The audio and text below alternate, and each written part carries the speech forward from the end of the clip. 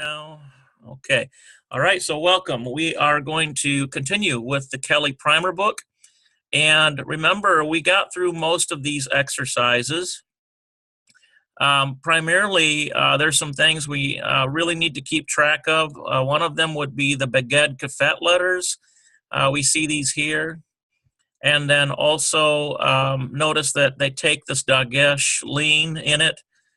And also there are some that do not change in sound. For example, the Gamel, the Dalet, the Tav, they're all part of the Beged Kafet, but they don't change in their sound system here.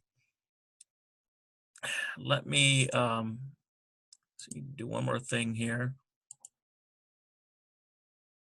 There we go. Okay, so we went through all of this, and then we started getting through the exercises. Remember, I have a page that has all of these written out for you. That is this here. I've shown this to you before. Let's see here. I believe it's that one there. Yes, it is. Remember how I wrote every single one of these out for you, including the Hebrew text and so on. So we stopped, I believe, at the end of exercise 10. And then I think I showed you just briefly, this is what your answers should look like. And then there is one more section of things to do in that exercise. And let's see here. I think that would be on this one here. And let's see, that would be the very last one here. Yeah, there they are. Let's see here. Yeah, here we go. Suggestions for further testing. So 5 letters that take different forms when they are final in a word. Write each of these first in its regular, then in its final form. So remember, there is a regular and a final. What that should look like is this right here. I get it to switch over for us. There we go. So I actually wrote these in, and then I put them on the website for you. So number 1, we have, get my color here. So here we have Zadit, and then we have the Zadit Safit, Sofit, or Sofit as in final. And here we've got a Fe. And here is a Fe Sofit. Notice that the Fe Sofit extends below the line, and so does Zadik Sofit. Here we have a Noon, and here is a Noon Sofit. So these are all the ones that include a final form. Here's a Mem, and notice the Mem Sofit sits right on the line. It's the only final that sits right on the line. Okay, and we have a Chaf, and here's a Chaf Sofit. So that's what that should look like in your exercises. And then it says write the 6 Beged Kafet letters first with and then with a Dagesh lean. So so it's sort of an acronym, Beged. So here's the bet, which changes from a vet here, and it becomes a bet. Here's the Gamel. Gamel doesn't change, stays G sound. Dalet doesn't change, even with the Dagesh in it. The Chaf changes with the Kaf, if there's a Dagesh. We have a Fe changes to Pei. That's one of them that does change. And then Tav and Tav do not change, but those are the Beged Kafet letters. Okay, so moving on down here. Write the 5 letters that are classified as guttural. So we've got Aleph, we have Hey, we have Chet, Ayin, and sometimes Resh. That's what you should have in your answers. Now, finally, they wanted us to number each of the Hebrew Aleph Bet. And you see with Aleph, I started with 1, Bet's 2, Gamel 3, Dalet 4, all the way to 22. And then they wanted you to take this scripture from Ezekiel and number each of these letters. So what I did, I already had it numbered here. So there's 12. Lamed is 12. I start with 12. 21, 12, 12. We've got, let's see here, 21, 2 12s here, and this is how this should look. You should have numbers above these letters which correspond to your list here. So that's how those answers should appear to you. And that page is in the, that's in the on your own time section. But let's just, let's go down through here. We've got 2, the Zayin is 7, Lamed 12, Hey is 5, it looks like, 21 for Sheen, Yod is 10, Vet is 2, Yod 10, Dalet 14, or Dalet 4 rather, Chaf Sofit would be 11, I think that's what I've got there. Let's see here, yeah, there it is. Remember that we're only numbering the 22 and then whatever commensurate goes with it. So this would include Chaf and Haf Sofit. Okay, extends below the line. So that's why that one is 11. Ayin is 16, Lamed 12. We've got Chet 8, Resh 20, Vet 2, Vav 6, Tav 22. Noon, you should have, let's see, 14, I think, on there. Vav is 6, Sheen 21. And they want you to do this so that you can become accustomed to the ordering of the alphabet. Vet 2, Tav 22, Vav 6, Aleph 1, Lamed 12, Ayin 16, Mem Sofit 13, Mem 13, Aleph 1, Samach 15, Fe Sofit is 17. So even though it's a Fe, it's still a Fe Sofit is still part of 17. All right, so Mem, it looks like I've got a 13 there. Gamel is 3. Is that a Gamel? Yeah, 3. Vav 6, Yod 10, Mem Sofit 13, Ayin 16, Sin 21, Hey is 5, Mem 13, Kof, let's see, what have I got on Kof? 19. Noon 14, Hey 5, Vav 6, Kof 19, Noon looks like a 14, is that right? Yod is 10, Noon Sofit 14, Yod 10, Sheen 21, Vav, or Vet rather, 2, Yod 10, Ayin 16, Lamed 12, Tet is 9, Bet is 2, Vav is number 6 in the Aleph Bet, Resh is number 20 in the Aleph Bet, Hey 5, Aleph 1, Resh 20, Zadik, Sofit 18. So that's how that should look on your answer sheet, okay? And that includes all of the exercises, I believe. I'm going to double check this, make sure that that is all of them. Okay, so we've got number 1, we did that one, we did this one. Yep, we just did this one. Oh, and from your study of the glossary, I guess we need to do this. Define the following terms. So the Aleph Bet is, from Aleph to Tav, all 22 letters. Aramaic is sort of the language of the people, and Hebrew was more so the language of the priesthood. And that's what most of our sacred texts are contained in, although there are some in our Aramaic, for example, Esther and some other ones.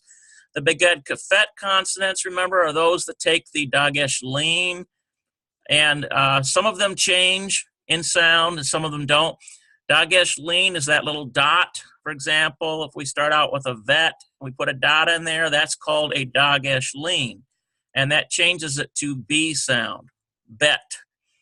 Hebrew language, of course, is the language which stems all the way back to Shem, and I would even argue before that, at least a perhaps purer form of primordial Hebrew. Semitic languages are those which have branched off from the forefather Shem, one of Noah's sons. Tanakh, of course, we know that to be the books Bereshit to Malachi, which would be what the churches call the Old Testament, although it's hardly old. It's 80% unfulfilled prophecy. So that's just my commentary there.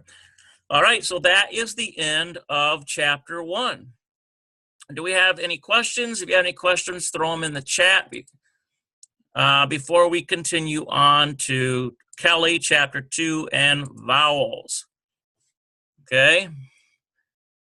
I don't see anything coming up in chat, so let's go forward. All right, so vowels. Ancient Hebrew had no written system of vowels. The language was read and spoken according to an oral tradition handed down from generation to generation.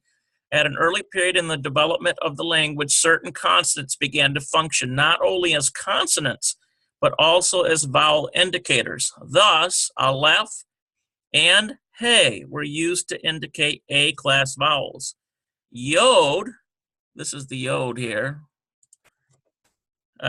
yod to indicate E and I-class vowels, vav to indicate O and U-class vowels. Early Hebrew grammarians coined the term maters lectionis, literally mother of reading, to designate these letters. The two consonants most frequently used as vowel indicators are yod and vav. So what are they talking about here? Well, let's take the word shalom. We start with a sheen, put a kametz there, a lamed, and we could do shalom like this. Put a holem up there to give the O sound. Shalom means peace. But more than often, we might see it with this form of a holem. Sheen. We have the ah sound. Lamed. And there would be a vav here with a dot over it. This, what they're saying is this entire thing becomes the vowel. Okay? That's what they're talking about, this mother reading thing. And then, of course, the mem sophi, and we still get shalom, reading right to left. Okay? So they're talking about sometimes certain consonants, they mix with a vowel. In other words, the whole thing becomes a vowel. That's what they're talking about down here with this mother of reading. Okay. So here's the table of full vowels. So let's start here. We start out with this little cross-looking figure here. It's called a kametz. And it's ah sound as in car or yacht, the English word yacht. Here's an example of a word that has kametz in it. Av equals father. Next, we have what's called a patach. It looks like a bar. It's an ah sound as in car or yacht, the English word yacht. And here's an example of a Hebrew word with a patach. We get bat equals daughter. Okay, now we have these two little dots here. Here's an example of what it might look like under a aleph. And we get, it's called a saray. And it's A as in they, EY sound. Or as in hay, hay is for horses. And then here's an example, ale. Technically, that means mighty one. Okay. But they're just making it simple, so most people would see that as God. So even though that's using a title, let's remember this is not a kadosh name text, it's just a strictly grammar. Okay, here is the same sari, and it's connected to a yod, saray rather. And so this together is the vowel. And so it's A again, as in they. And here's an example, baked, house of, baked. Now here is segol, 3 dots in a triangle. And it's as in met, sound. And here is a Hebrew word with segols. We get shekel. Shekel. Now here is a vowel here, chirik yod. And there's what it looks like on a consonant. In this case, it's E as in marine or B. E sound. And here is a Hebrew word, he, it means she. How about just one dot? We call this a chirik. And it's still, now they've got I as in sit, but it's more E sound. They've got that a little different here. It's somewhere between I and E. But it looks like to me what they're saying is this is more EE with the mother reading Yod on there. But these other grammars that I've looked at, they put this as an EE sound too. So I guess we'll just have to go with what they've got. In this case, we've got eem, which means with. For a minute there, I thought that was mother, but that's with an aleph, I believe. Okay, so here's holem. So here's the line paper. This would be a dot that is sort of up on the left-hand corner of an aleph, and it's O as in row. Here's a Hebrew word lo, means not. Here is holem vav. And in this case, it's still O, the whole thing. This vav becomes a mother reading. Makes no V sound in this case. It only makes O sound. So here it is, O as in row, and here's or. You can see it there. Just an or sound, O sound, or light in Hebrew. Here's a kametz hatuf. And in this case, you might think this is an ah sound, but in this case, it's more O as in coast. And here's kol, meaning all of. This one is really tricky. I've gotten messed up on that one before. There are some specific rules regarding what's what for that. Okay. Let's see here. Move this down here. We've got a couple more here to go over. We've got something called shurik. And here it is. It's an oo sound, as in rule. And here's the Hebrew word who, means he in Hebrew.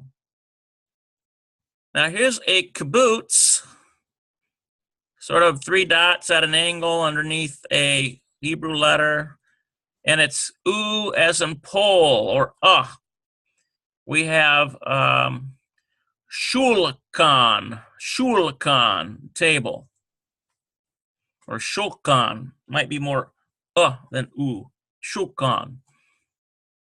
Now they're noticing this down here says a muna appears under the word shekel. I'm reading from right to left, sheen, kof, lamed, shekel, to indicate the accented syllable. So that means the sh and then k is lighter, shekel.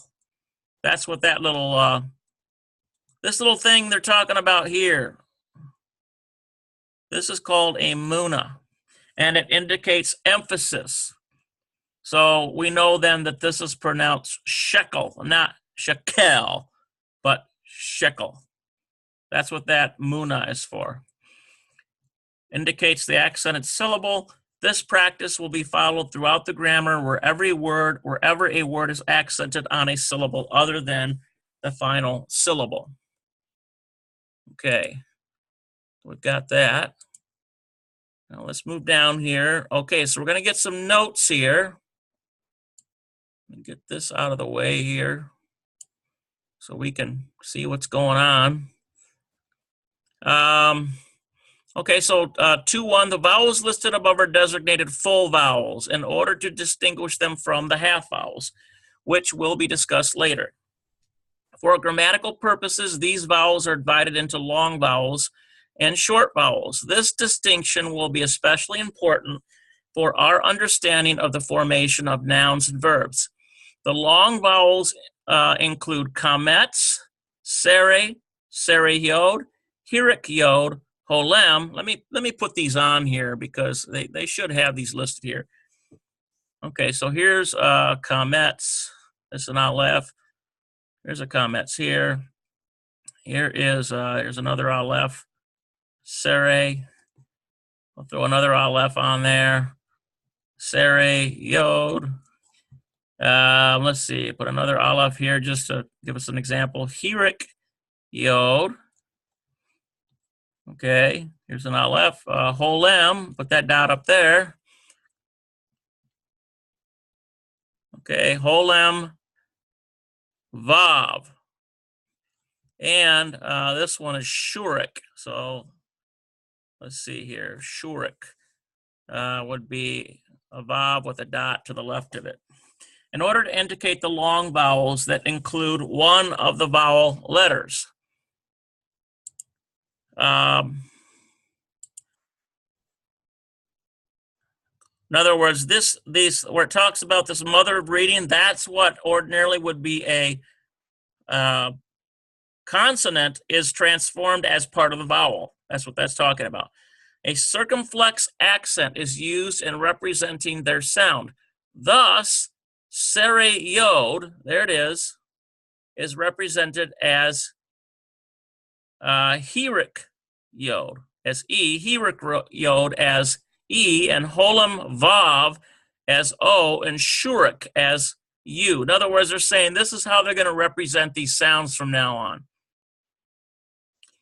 So this sere yod is this E with this little accent over it. So it's like A sound or A-E sound. I, it's almost diphthong. These vowels can never be shortened and are therefore said to be characteristically or unchangeably long. Okay, so these are the long vowels. The short vowels are, we've got patach. Let me get back to this here. So patach, if we have an aleph here, there's patach. Put another aleph here. We get segol, 3 dots in a triangle. My aleph could use some help. Hirik, that's short. Here's another aleph. We have kamets hatuf, looks like a cross figure. Put an aleph here and put 3 dots at an angle. Kibbutz.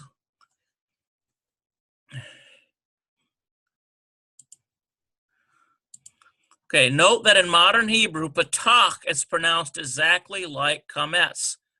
In this grammar, however, it is transliterated as, we've got an ace with a little accent in order to distinguish it from kamets, which is transliterated as ah. Well, what their meaning is that it's the difference between these two.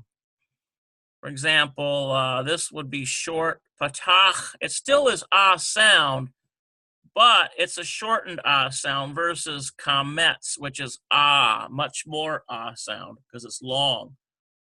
So that's what they're saying there, even though it is in essence they have that ah sound. Okay, so the sounds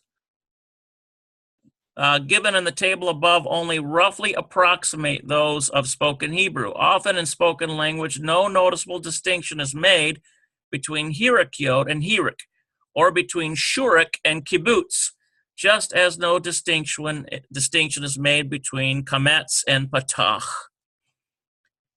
Okay, so there are some vowels that sound the same to at least a non-native Israeli speaker ear. Most of the vowels stand directly below the consonants with which they are to be pronounced. The exceptions are holem, holem vav, and shurik. So what do they mean by that? Let's say you've got an aleph here on the line. Most of them are going to be down in this area here, under. But in this case, and this case, they could be to the side. They could be above. See, that's what they're saying.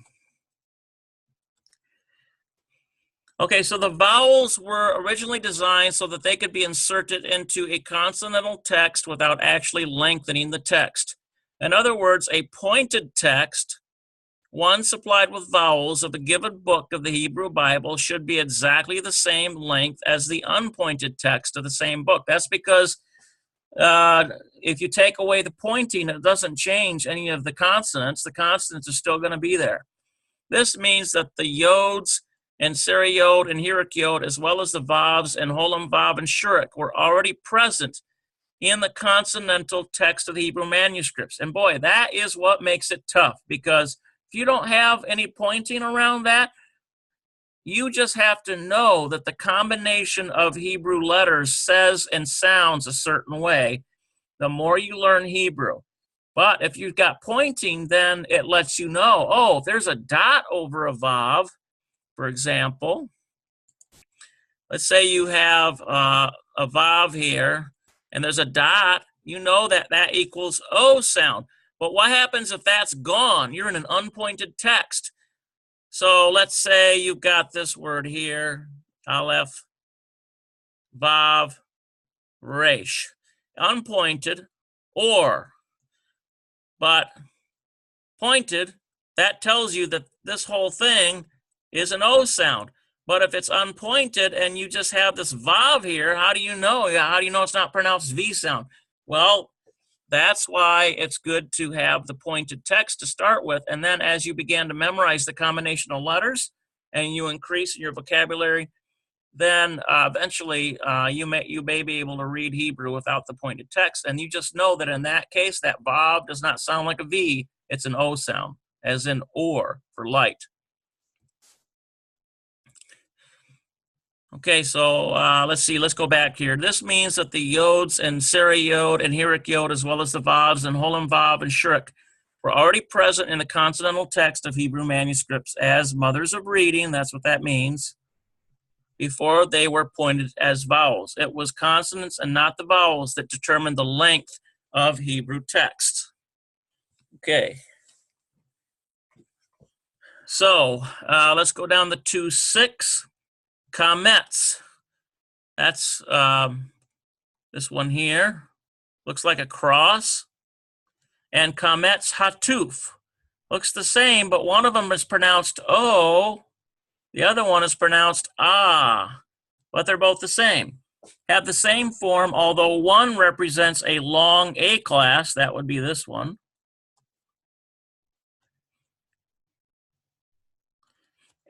Vowel, and the other a short O class vowel. Well, that would be this one here. Kametz hatuf is O. Kametz hatuf occurs either where a holem has been shortened.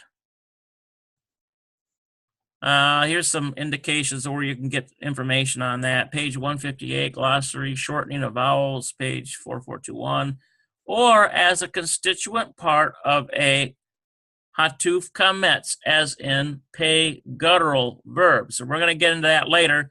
That all sounds like Greek, excuse the phrase, to you, but we'll make that clear as we go along. It's just giving you a basic framework for what vowels can do. 2.7. When holem, here's that dot. So for example, we've got an aleph. This is a holem. That dot up on the left-hand corner is O sound.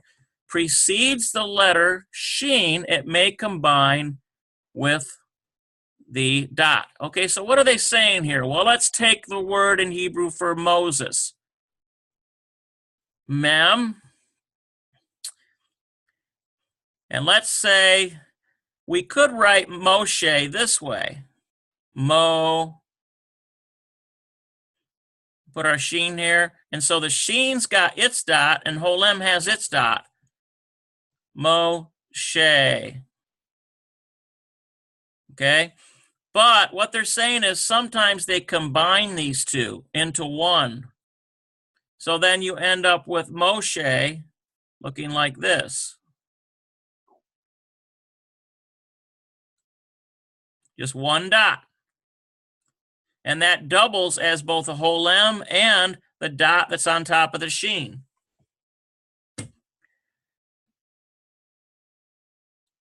Moshe. Okay? Forgot the hey on this one too. All right. So that's what they're talking about there.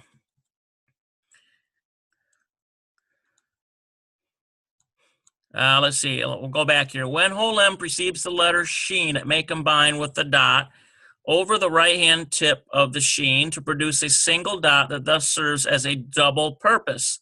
Moses' name, for example, is sometimes written as, there it is, Moshe. Likewise, whenever whole M follows the letter seen, it may combine with the dot over the left-hand tip of seen. The word for enemy, for example, sometimes appears as sonne. Sonne. So what does that mean in the example of sonne? That's this right here. So this dot doubles as both a O sound, and it lets you know that it's the seen. Okay, so it merges into one pointing. That's what it's saying. Some printed editions, however, separate the whole M from the diacritical points over seen and sheen. So these diacritical points sometimes are left alone, and then whole M is just added. The Biblia Hebraica Stuttgartia is one such edition. It thus prints Moses. Look at that, Moshe. So you got a dot up there for the whole M, and then it retains the what you call the superlinear dot, or the what do they call it here? It's in other texts they call it a superlinear, but they called it the diacritical. Yeah, the diacritical dot. All right, so and here's sonne. Let's look at that too. So here's sonne. Notice in this particular text, you've got the whole M and the diacritical dot on seen there. So they don't combine them into one. They leave them separate. All right, 2.8. Whole M and whole M vav are often used interchangeably. For example, the masculine plural adjective for good may be written as, here it is, tovim. You've got a tet with a whole M, a vet, a yod, a mem sophi, tovim, or tovim. Notice this, they add the mother of reading in there. But it's still, this whole thing is O, whether you include this part or just this part. All right, any questions up until now? Throw it in the text. I got this text right in front of me, so I'll be able to see it. If there's anything that's confusing, which admittedly this is some pretty dense and what could be confusing information, but I'm trying to explain it as best I can to you. All right, 2.9, 1 sometimes encounters a patach yod or a kametz yod at the end of a Hebrew word. These two combinations sound alike and are pronounced somewhat like I. It's a diphthong in the word aisle, except the ah sound is always very long. Whenever the consonant vav is added to this ending, as often happens in plural noun endings, the result sound is simply that of a long ah followed by a v. Thus, the word for his sons, we've got banav. Banav. You hear that ah sound in there? Banav, his sons, is pronounced banav. A circumflex accent over the second kametz indicates that it is combined with the yod to form a characteristically long vowel. So that ah sound right there really stretches out. The following vav functions as the final consonant in the word. Okay, so let's now talk about half vowels. In addition to the full vowels listed above, the Hebrew makes use of other vowels that could best be described as semi-vowels or half vowels. They represent full vowels that have been abbreviated for phonetical purposes. In order to understand half vowels, we must begin with something called a shava. And here's it written out for you, shava. Hereafter referred to as a shava. there are two classes of shava, the vocal shava and the silent shava. Our concern here is with the former, that being the vocal shava. The vocal shava is written like a modern colon, except that it is placed below the line. It stands underneath a consonant either at the beginning of a word or at the beginning of a syllable within a word. The first vowel sound in the Hebrew Bible is a vocal shava. So here's a very familiar word. We should know this. Bereshit. And notice the slight eh sound underneath that bet. You see that shava there? Be. It's a very slight be, and then it goes right to R. Bereshit. Bereshit. So Bereshit, in the beginning, Genesis 1:1. Note that in this example, the vocal shava is represented in transliteration by a small, it's like an E raised above the line. It has a short abbreviated sound pronounced somewhat like the first syllable in the word severe. You see how short that F sound is in severe? It's very short and slight. The Hebrew word for covenant, for example, is brit. There it is. It's a very slight and slurred S sound, brit, pronounced as if it were written brit, like this. Likewise, the word for fruit, pri, has a pronunciation which sounds like pri. Okay. So basically, they're talking about vocal shava. It gives it a slight S sound, but it's very short. In this case, it's vocal, so you do hear something with that shava. The simple vocal shava may also be combined with 3 of the short vowels, okay? So what that does is it just shortens those vowels down to much shorter than ordinary. So let's look at some of these. To form compound shavas. Compound shavas are still to be classified as half vowels, and as such, they are always vocal and never silent. Well, if it's mixed with one of these other vowels, it's always going to sound like something, but it's going to be much shorter. Compound shavas arose because of the difficulty of pronouncing the gutturals. The gutturals aleph, hey, chet, ayin, and sometimes r, with simple vocal shavas. Normally, therefore, a simple vocal shava will not appear beneath a guttural, but will be replaced by one of the 3 compound shavas. So the 3 short vowels found in compound shavas are patach, segol, and kametz hatuf. So let's see what these look like here. So we have, here's the patach plus the shava. We put them together like this. It's called hatuf, it's called a hatef patah, or a reduced patah. That's what hatef means, reduced. So, for example, let's use the word bet, be rather, bet. So let's if we were to put a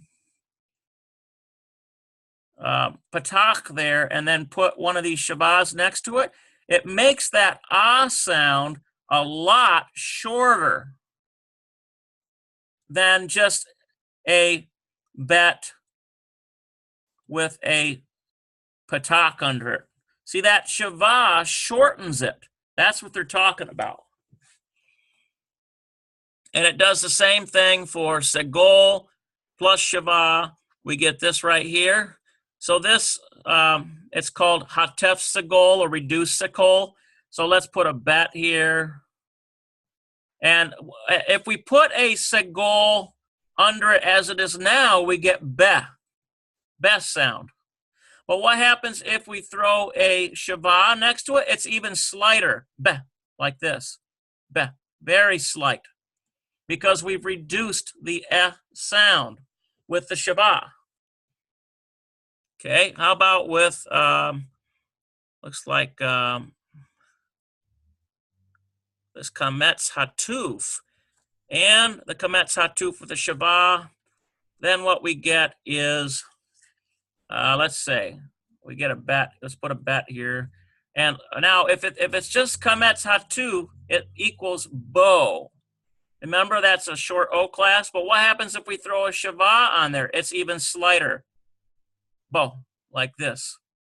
Bo versus Bo. See, there's a difference because that Shava shortens it. So that's what it's talking about. The Hataf Patach, or the reduced Patach, is sounded like a hurried Patach.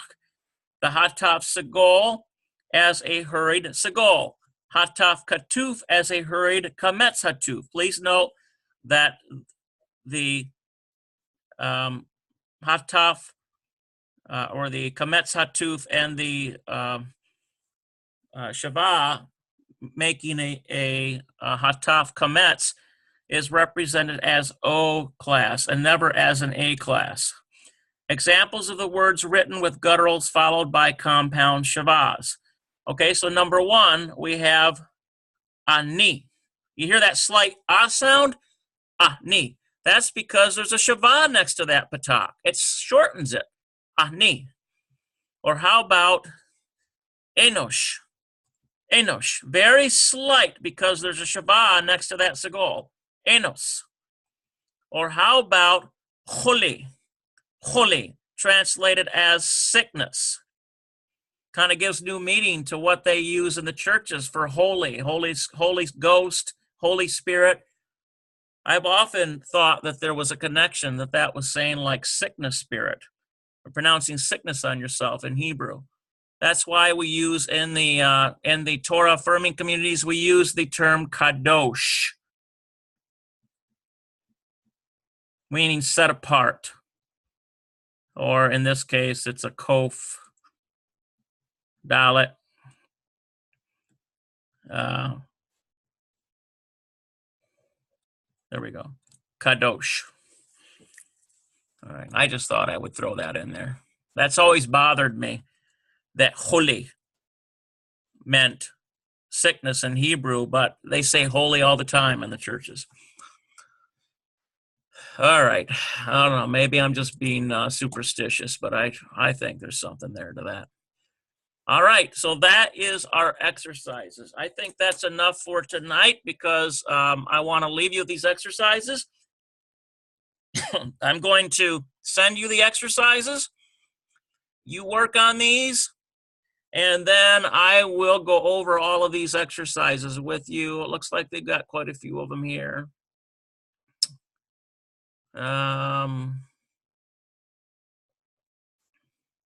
They've added the, it's a similar list to the words. Transliterate these. Transliterate the proper names. Okay. All right. Yep, that's not too many of them this time. I think this will be a little easier on you guys the next time around. All righty. Now, before I go, let's go to that Mansoor. I thought that was kind of cool. Notice that there's this Shrine of the Scrolls. The white cupola and the black basalt wall represent the war of the sons of light against the sons of darkness, described in one of the Dead Sea Scrolls that are to be preserved in the shrine. Sorry. So this right here is the shrine. There's Dead Sea Scrolls in there, and this black wall represents darkness. There's some kind of a symbolic thing there that the Essenes were going on about. And let me see if there's anything else I wanted to show you on this. This right here, this chart of Semitic languages. I thought this was quite interesting. So, you know, all these come from Shem. And then, so on the western side, you've got the Northwest group, Ugaritic, Canaanite Phoenician, Hebrew, Aramaic, and down here, Western Aramaic, Judeo-Palestinian, Biblical Samaritan dialects. And then way over here in the Southwest group that comes out of Semitic languages, you've got Ethiopian, Ge'ez. And remember that Solomon and the Queen of Sheba got together and produced an heir called Menelik I. There's a whole story behind that. Ethiopia had a long, unbroken line of Davidic kings. in their kingdoms throughout the years. Now they don't have that. The last one was Haile Selassie, I believe. But also Arabic comes out of Shemitic languages. Okay. And then down here off of Aramaic, we get Eastern Aramaic, Judeo-Babylonian, Syriac, and other dialects. All right, so I thought I would show that to you guys. All right, any questions? This is the last chance before I close the study tonight. I'm glad you all could make it. It was a blessing. Thank you for the comments, brother, and I hope that things are well there with you, and we hope to see you all again. Any other comments or questions? Okay, very good. Then I will let you guys know when the next class is, and I will send out the exercises to those that have attended. And I will bid you all shalom, shalom.